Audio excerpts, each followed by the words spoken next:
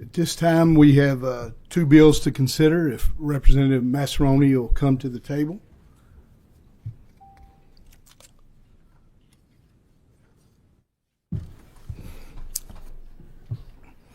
Will you all identify yourself for the record, please? Yes, sir. Thank you, Chair. My name is Candy Massaroni, the State Rep from Nelson County.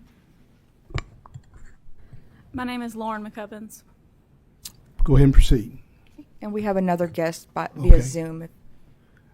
They want to introduce themselves, or you want to introduce? I will let them introduce themselves up there. Good morning, committee. My name is Antonia LeBate. I'm director at Equal First Aid. Thank you for being here. Oh, sorry about that. Good morning. My name is Laura Benelli, and I am from LifeVac. All right. Thank you, Chair. Thank you for committee members for allowing us to bring this bill forward. House Bill 44, also named Landon's Law after 8-year-old Landon McCubbins from Nelson County, is a simple piece of legislation, but also could have a very big impact. It simply says that schools will be allowed to have live anti-choking devices in their schools while removing the liability from the schools. Choking is the leading cause of death in the U.S. for children under the age of 18. So it's a very simple piece of legislation, and I'm going to let Ms. Tony speak a little bit about the piece of legislation as well. So, okay. Good morning, members of the committee, and thank you for holding this hearing for House Bill 44 in the hopes of it becoming Landon's Law. Our hearts are with the McCubbins family today. I also want to thank Representative Massarini for her champion leadership in support of this life-saving bill. Equal First Aid is a not-for-profit organization raising awareness for the immediate need of airway clearance devices to be made readily available to schools and disability communities. There are no current policies or procedures to rescue an individual who may use a wheelchair or who has a disability. This is according to the American Heart Association, dated November of 2023. I am here today as a representative of many organizations that my constituents have no option to be rescued. Our support spans across 11 states, inclusive of support from spina bifida, Down syndrome, Cure SMA, and Autism Speaks, and that's just to name a few. This bill is a proposal and a step of the right direction to fulfill the obligations of the Americans with Disability Act, the ADA law, and to create an immediate need for positive impact that will generate peace of mind for parents and caregivers. According to the Red Cross Advisory Council's proceeding dated June of 2023, they have updated their recommendations that if protocol is not feasible to rescue somebody from choking, an airway clearance device may be used. Your time in reviewing Landon's Law is greatly appreciated. Please take the time needed, and we are just asking for an added rescue option to be present in case of a choking emergency. I thank you for this opportunity to speak. Have a great day. Thank you. Chair, if you don't mind, this is Landon McCubbins' mother. She would like to read just a short letter. Go ahead. My name is Lauren McCubbins. I am here today to tell you about an incredibly special boy. My son's name is Landon Willard McCubbins. Landon was the best big brother, son, grandson, and friend that anyone could want. Landon was a protector of kids. Landon befriended the children that struggled to make friends. There was not going to be a child left out when he was around. Landon never met a stranger. To know Landon was to love him. Landon loved to read with his Nana, and he was starting to love basketball. Landon loved to ride in the truck that he picked out with his pet ball. He was a bright light to many in this world. Landon tragically passed away at Boston Elementary November 21st, 2022, the absolute worst day of my life. Landon choked on a bouncy ball during class. Landon had a nurse and firefighters on scene when he choked, and he still died. Weeks before Landon died, on 10/24/22, he wrote in his journal at school that entry read, "One future technology that will change our lives is a robot that will help paramedics save people's lives." Then on 11/4/22, Landon saved a voice memo on his iPad that I found weeks after that he passed, where he said, "I hope the future is better than the past." This is an 8-year-old child wanting technology that will help save lives, hoping that our future is better. We are not asking that you skip all other emergency protocols. We are asking you to allow LifeVacs in schools to use when there is no other options. A LifeVac is an effective alternative to dying. Those emergency protocols failed my sweet boy on 11/21/22. There was not a LifeVac in school to even attempt to save him.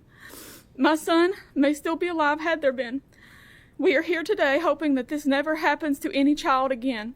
My sweet Landon deserved better. Our children deserve better.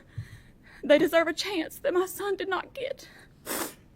I pray every day that no parent or grandparent has to sit helpless and watch their child die on a cold classroom floor, like myself and his papa did. I just want to say thank you for your time and consideration today. Motion on the bill.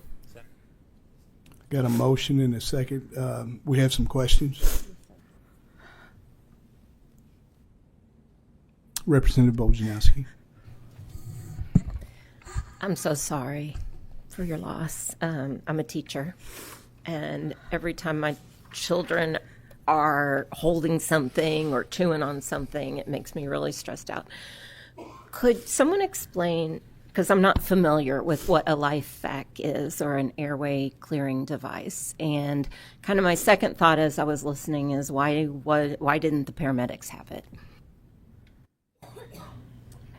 The LifeVac, it's a simple device. It's not completely FDA approved. It's registered with the FDA.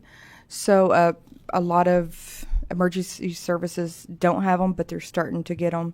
The CDC came out, recommended anybody that wants to be in ADA compliance to get them. But it's just a simple device they put over their mouth and just suction stuff out of their throat if they choke. It is registered with the FDA, though. So. If I can please have a moment, I will show the committee what a LifeVac is. Go ahead. It's just out of reach at the moment.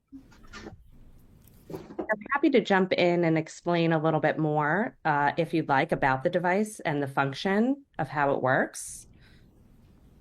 Would that be okay? Yes, go ahead. Okay. So it's a very simple device. It's non-invasive, which means it does not enter the body. There is an adult mask and a pediatric mask, and the technology on the grid, which Tony will show you, prevents any of the air from pushing the object further down. So it's as simple as you place over the nose and mouth, you push down, which creates the suction, and that will remove the object on the upward motion. Okay, red comment. Okay. This is a LifeVac unit. It comes with an adult mask and a pediatric mask. You place the mask on.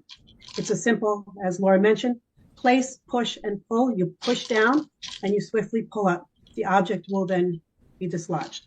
It is non-invasive, non-powered. And it does comes with a pediatric mask too for a smaller child. And also, if I may add to this, LifeVac particularly has 9 peer-reviewed medical studies. We already have had 47 saves in schools. We are in thousands of fire and police. There are a lot of body cam footage of saves. You can just take a look and see real live action. As Tony had mentioned, the American Red Cross recently had updated the guidelines to allow anti-choking devices as an option when standard protocol fails or is not feasible. So that's a major update. And LifeVac offers 1 free unit to every school in America. Thank you. You're welcome. Representative Emily Callaway. Thank you, Chairman. Thank you for sharing your story with us, for taking time today. I'm so sorry for your loss. I have a question about including the Heimlich maneuver in the legislation. It is actually in the legislation. We recommend typical protocols prior to using the device. So the Heimlich remover is one of the first protocols. So this is just an alternative if the Heimlich remover does not work. So we did not change any of the legislation. You know, if you read the legislation, I don't have it in front of me, but it does have after the typical protocols are used. Representative Bratcher. Yes, thank you, and I'm so sorry for your loss, man. Thank you for bringing this bill, Representative Massaroni. I noticed in the bill it doesn't specifically outline LifeAct. It just says anti-choking device. Is that correct? Correct. Okay. So other devices similar to this could be used in schools, right? Other devices that's registered with FDA. Yes. Thank you. Any other questions? Landon, please call the roll. I got a motion second. Representative Bojanowski, Yes. Representative Bratcher, Representative Emily Callaway, Yes. Representative Josh Callaway, Yes. Representative Adriel Camuel, Yes. Representative Mike Kleins, Yes. Representative Stephen Doan, Aye. Representative Ken Fleming, Representative Daniel Grossberg, Aye, and please have the roll reflect my attendance. Representative David Hale, Yes. Representative Kevin Jackson, Yes. Representative Mary Ann Proctor, Yes. Representative Felicia Rayborn, Yes. Representative Steve Riley, Representative James Tipton, Yes. Representative Timmy Truitt, Yes. Representative Lisa Wilner, Yes. Chair Lewis. Yes. Thank you all so much for bringing this bill. Thank you, committee. Thank you, Chair.